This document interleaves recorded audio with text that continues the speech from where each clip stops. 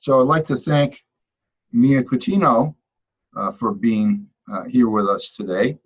She has been awarded a stipend for a Fulbright scholarship, and will be traveling to Madrid, Spain, staying there for half a year as part of her studies.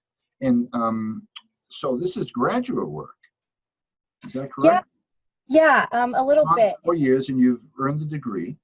What Mm-hmm. did you get? So I recently, well, my degree was conferred. I didn't have a convocation or graduation or a commencement of any sort. But I just finished up my studies at Lafayette College in Easton, Pennsylvania. I studied neuroscience and Spanish. And one way to unite those interests was doing teaching work abroad in a Spanish-speaking country. So, and will this lead to a master's, a doctorate, PhD? Yeah, my ultimate goal is a PhD in developmental neuroscience. I really am interested in language development. So through my Fulbright, I'll actually be teaching English at a local high school in Madrid. And that will sort of be firsthand experience on language acquisition. And I'll be later applying to a PhD. Assigned to a what? A PhD program. Oh, great. Mm-hmm.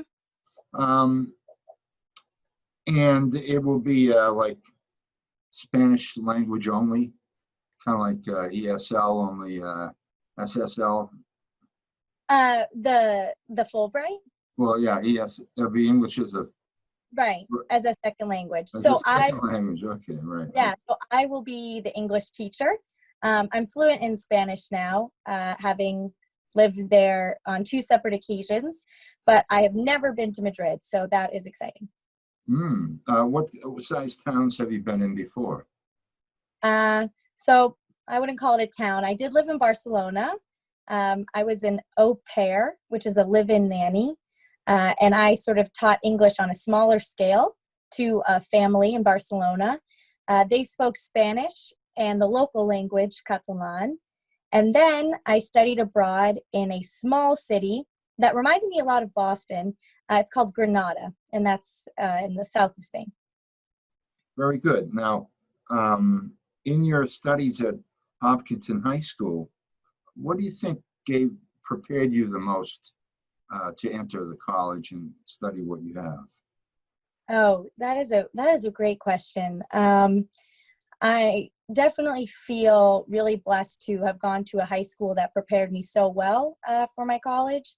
Specifically, Lafayette is a small liberal arts school, and a lot of its values are similar to that of Hopkinton, with great relationships between the teachers and the students, really close relationships, great mentoring.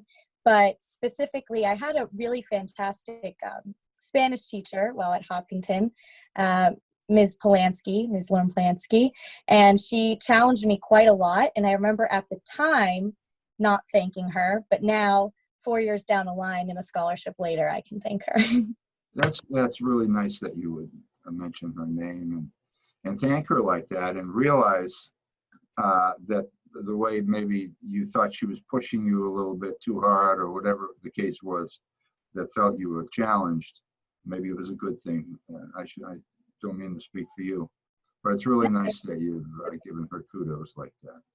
Yeah. What does this scholarship mean for you in the bigger picture?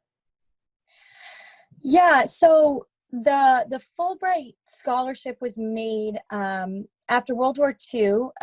President Truman signed it into effect, and it was supposed to be for sort of cultural ambassadorship, so that we can hopefully avoid some of the international conflicts we had in the earlier part of the 20th century. So it's not just about scholarship and teaching. It is a lot about being a cultural ambassador.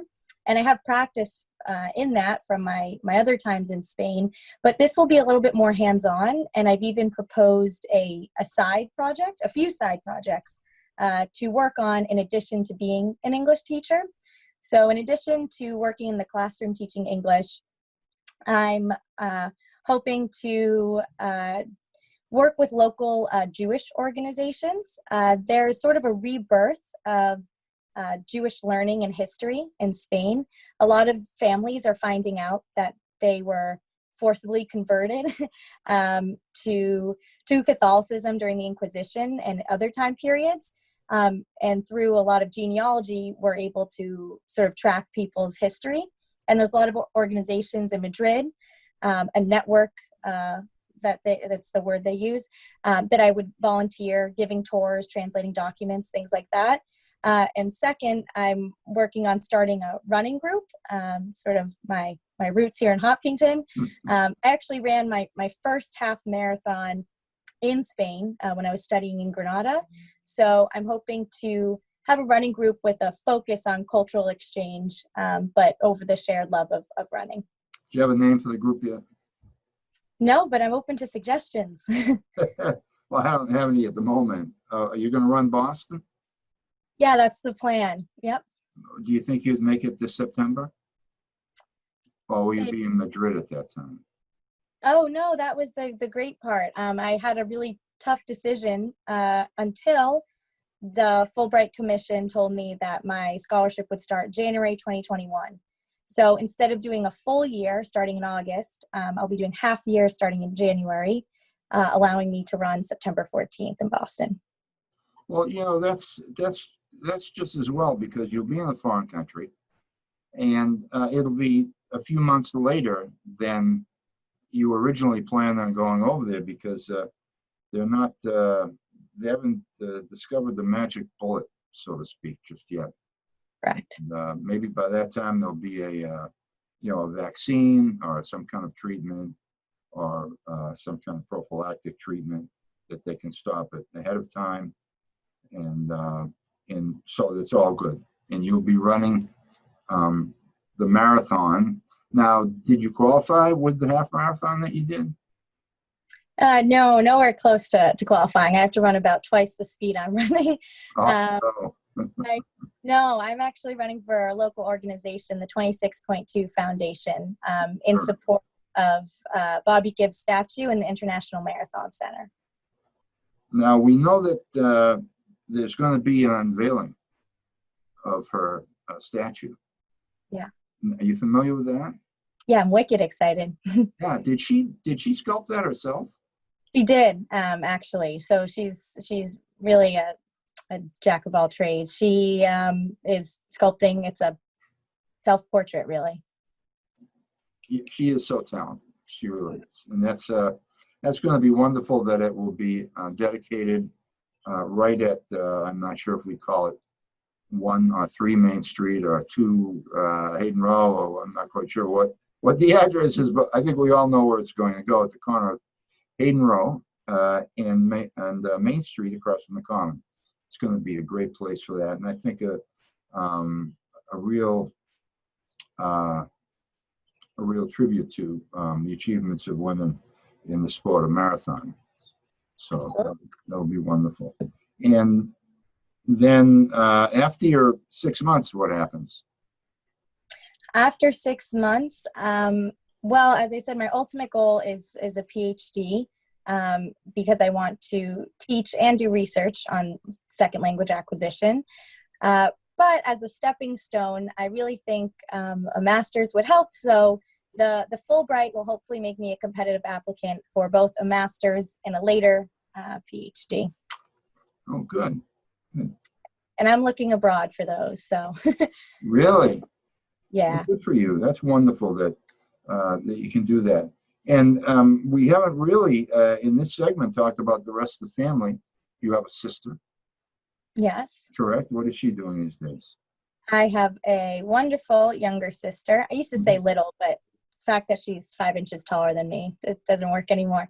Wow. My sister Isabel just finished up her freshman year at Virginia Tech. She studies construction management, building and construction. Mm-hmm.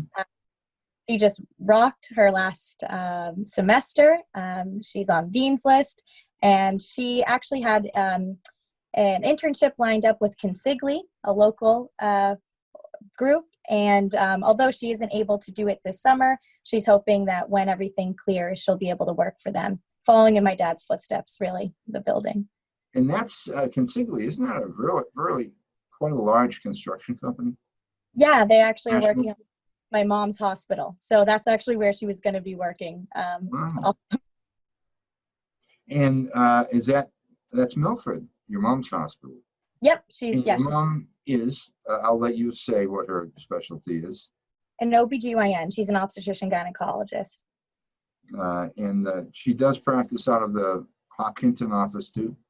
Yep, at the moment she's not there, but when things are normal, she is. Is that closed, or is that just not open to foot traffic? At the moment, she's not seeing patients there.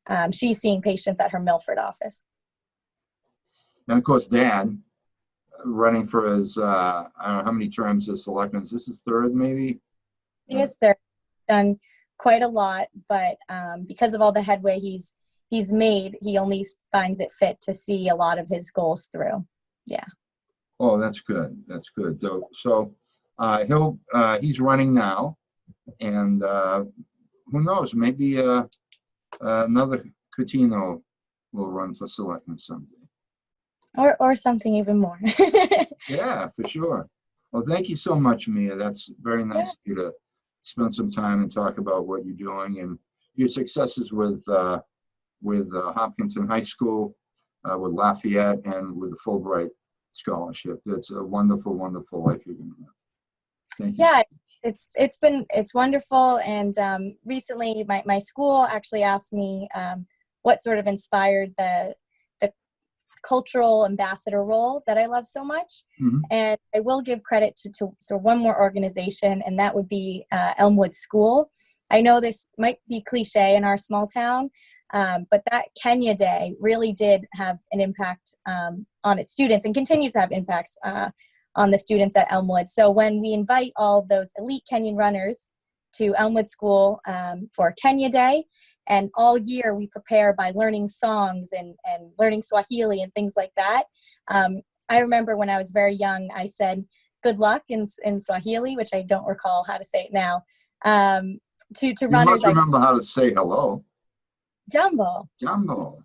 Jumbo Yes, I Bwana. learned that at Elmwood myself. I didn't go there. I don't know if it's built. So I just remember loving the feeling of welcoming people and learning from them as much as they learned from us. And that's sort of what I wrote my essay on. And here I am with a wonderful scholarship. And I encourage a lot of people to look at scholarships like that, especially now, because there's really nothing more important than education.